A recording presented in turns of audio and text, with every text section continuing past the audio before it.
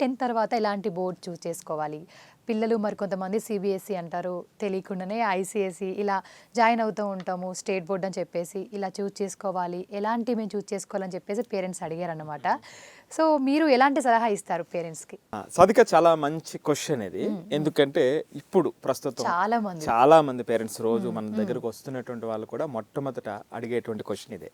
అవును. Sir 10th అయిపోయింది sir, మా వాడు ఈ బోర్డులో ఉన్నాడు, స్టేట్ లో ఉన్నాడు, లేకపోతే చాలా కన్ఫ్యూజన్ లో అందరినీ కనుక్కోవడం ఏది తీసుకోవాలి, ఏది తీసుకుంటే బెటరు, వాడికి వాడి ఫ్యూచర్ కి ఏది తీసుకుంటే బెటరు అనేటువంటిది చాలా ఎక్కువగా.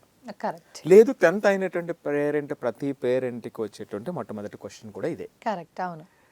అంతేకాకుండా వీళ్ళు ఒక నిర్ణయంతో అక్కడికి వెళ్ళిన తర్వాత అక్కడ కావాల్సిన చోట వీళ్ళకి కావాల్సిన బోర్డు ఉండకపోవచ్చు. అవును.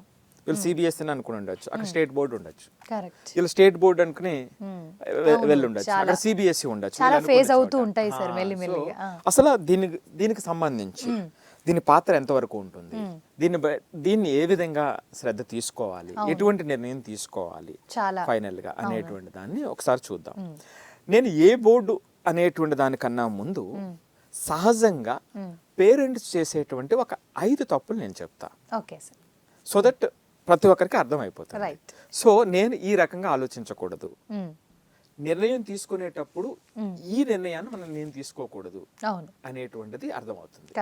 అందులో మొట్టమొదటిది సాధిక బంధువులు చెప్పారనో, ఫ్రెండ్స్ చెప్పారనో నిర్ణయం తీసుకోవటం ఎలా ఉంటుంది, దీన్ని కొంచెం ఎలాబరేట్ గా ఎక్స్ప్లెయిన్ చేస్తా.